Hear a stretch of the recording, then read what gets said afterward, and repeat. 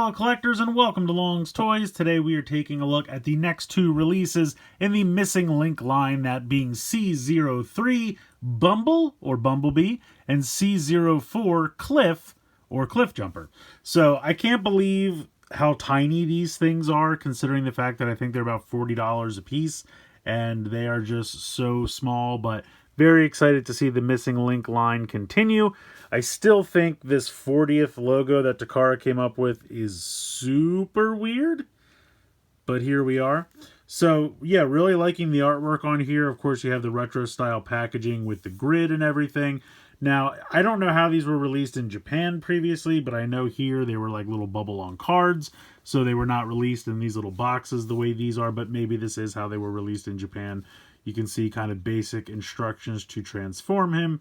Should be very similar to the original toy and just have a little bit more articulation.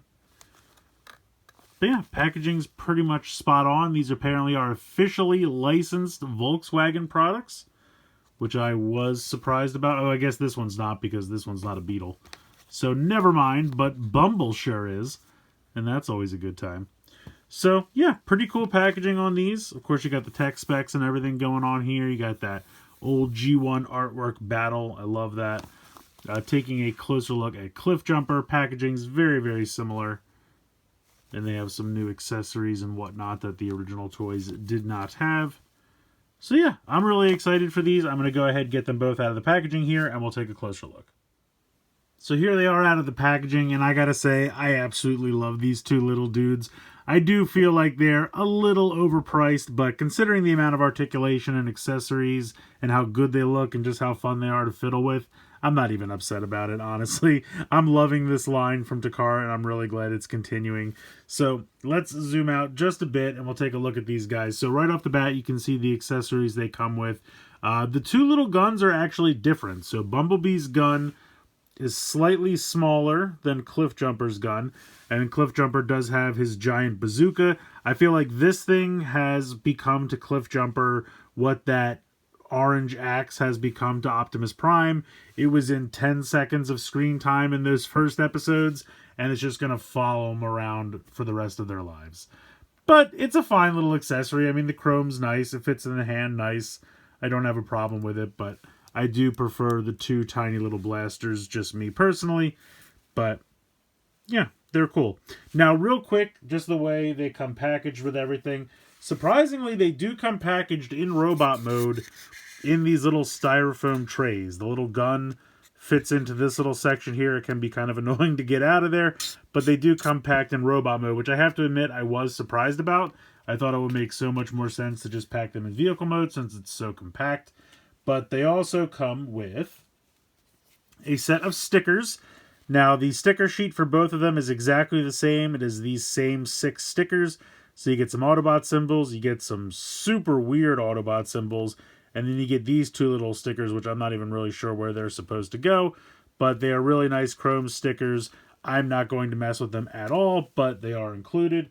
You also get a little card. This is the one that comes with Bumblebee. Cliffjumper's looks like this, and honestly, they kind of remind me of like the little tags that come on vinyl dolls, but they do have like some little tech specs and a little bit of verbiage there on the bottom, but they're real kind of flimsy, but they do look cool. And then, of course, you have the instruction sheet, which just tells you about the accessories and really just how to transform them. So they all have those same things, so I can put all of that off to the side now and let us jump in and check out these cool little dudes. So we'll use Bumblebee as our little experiment here, but they both have this really nice bit of paint here on the chest for the Autobot symbol. That looks really, really nice. You can see it's a very retro-inspired head design with some nice silver paint there on the face. The head can swivel from side to side, so that is just on a simple little mushroom peg there. And he has that same hollow foil kind of sticker there on the back, which I think looks really, really cool. So for the arms, there's a lot going on back here. So you can see the way this kind of works. One is lower than the other because of the way they have to push into the body. So if you wanted, you could have them, just kind of straight out like this, which admittedly does look a little weird, but you can kind of rock them up to kind of put them in a normal kind of shoulder position, which is really kind of neat. And it does give you a little bit of up and down shoulder movement. Of course, you can rotate them as well. And then you also have like a butterfly joint, so you can kind of move them in and out as well. Now you also have a bicep swivel, so this can turn. And really you need to do that for transformation, but you also have an elbow there, as you can see. And then you have a molded in hand, which is how he is able to hold the gun. All of that looks really great. Down here in the legs, you can see that there's a little bit of a hinge out to the side. You can also kick forward with this hinge on this pin right here, as well as a proper knee with this pin right here. And then you also have ankle tilt, and you technically have it both ways if you want it. So I think that's really cool. I love the ankle tilt. And then, of course, this is going to move up and down for the transformation. But there's really a lot of new engineering going on here with all of the articulation. I mean, when you think about the original, actually, I have this Bumblebee from like the last time Walmart did a commemorative series, the little bubbles on card. You can see it's got definitely a more like G1 cartoon accurate face, but the head couldn't move at all. These could literally just rotate like this, and that was it. And then you literally had nothing going on in the legs. Like technically, I guess you could try to wiggle these a little bit, and I guess technically you could swing these down, but that was really just for transformation. And there was no articulation whatsoever. Literally, the arms just swung. So when you really can put these next to each other and consider everything they've given us, except now this guy's leg is not cooperating. There we go. So honestly, it's a pretty substantial difference. I mean, obviously you have the head move, everything going on in the bicep swivel, the elbow, the butterfly joint, the up and down of the shoulder. This just had the rotation, and then you have so much going on in the leg. Out to the side, kick forward, knee bend, ankle tilt. I mean, it's really, really cool. And when you just kind of put these next to each other, it's like this one just looks cooler, no question about it. This one's a little dusty, don't mind that. But yeah, it's really neat. I think these really, really look cool. I love these. If we move out here, here is Missing Link Convoy. He's not even in the shot. He's so big compared to these two. So just so you can see, I mean, they're honestly like not even up to his waist. They're quite tiny, but that I feel like that scale is accurate for the show, as well as the original toys. And then just for fun, here is also the one that Hasbro did, the kind of G1 inspired Hasbro one. So honestly, if you couldn't get Missing Link Convoy, this I feel like is not a bad scale either, honestly. Let me adjust this here. A lot of different heights to play with this, but I feel like this is not a bad scale either. Like just having, Bumblebee and Cliffjumper with the Hasbro original toy Prime. So kind of cool. I think all of these work. I think all the scales work. And like I said, it's just such a fun idea and kind of a new fun way to collect the original toys. I really like them a lot. All right, so we'll get into transformation, but before we do, I forgot that I also had Gears here. So here's Gears. He's a tiny little guy.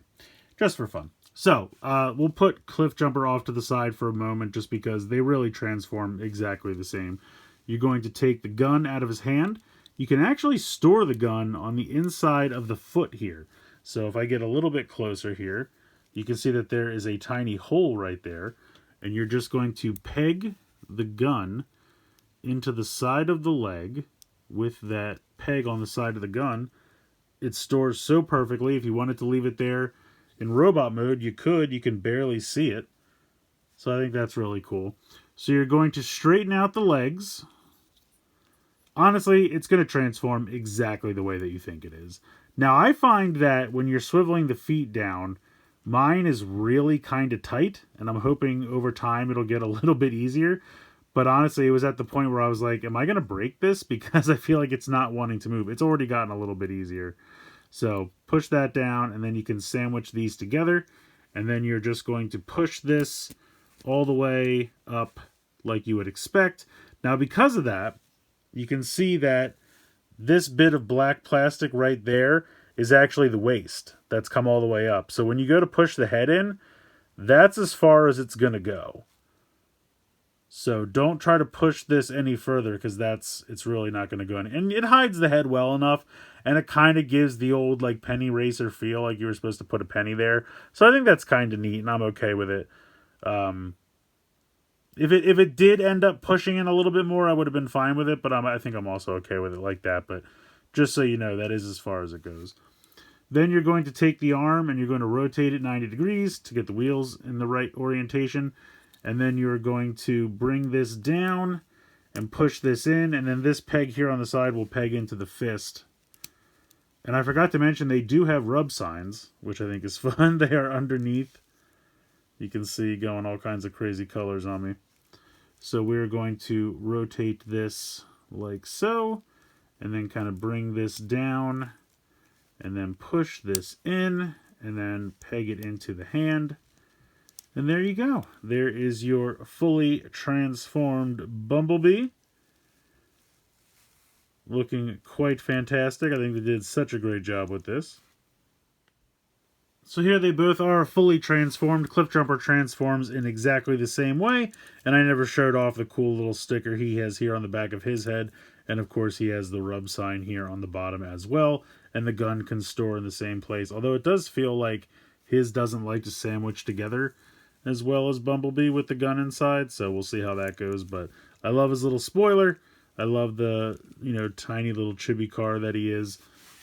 Both of these guys are absolutely fantastic. They're so tiny. I can't get over how absolutely tiny they are, but they just did such a great job. I mean, it looks almost exactly like the original toy, but has all of that, amazing engineering inside to give it so much more in terms of articulation. That's just really, really cool.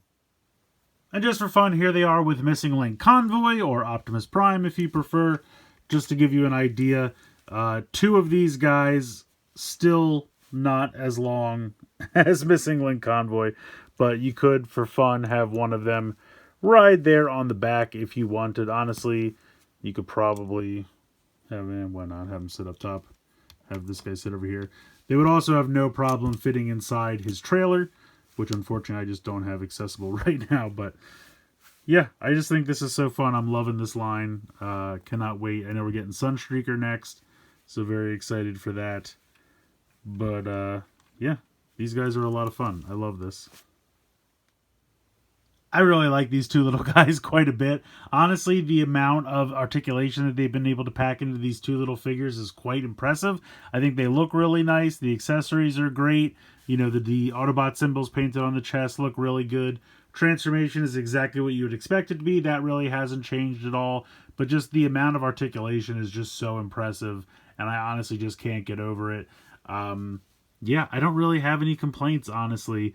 Like I said, some of the joints with the feet are a little tight on mine, but, they still work. I know a lot of people have complained that like the arms are a little droopy on theirs, and I find that as long as you kind of like click this and lock it up, it's not too bad. It still can be a little loose, but it's not terrible, at least on mine. So, maybe that's just something to try. I feel like Cliffjumper's is a little bit looser, but you can kind of use like the butterfly joint or like the swivel to kind of compensate, and it's really not too bad. So, some of the joints I can understand, some people complaining about them being a little loose, but luckily on mine, they're not too bad. I don't know, your mileage may vary on those, but yeah, honestly, just a ton of fun. I am loving the Missing Link collection. So glad it's continuing, and just really eager to see how Sunstreaker turns out, because these guys are a ton of fun. Convoy / Optimus Prime was a ton of fun. And I love them. I mean, yes, the price per robot here seems a little nuts. Like I said, around $40 a piece feels like a lot considering how small they are. But really a lot of fun, and the engineering that's gone into them can't really be ignored. So let me know what you guys think in the comments below. Please like, share, and subscribe. Hope you guys enjoyed the video. And as always, thanks so much for watching.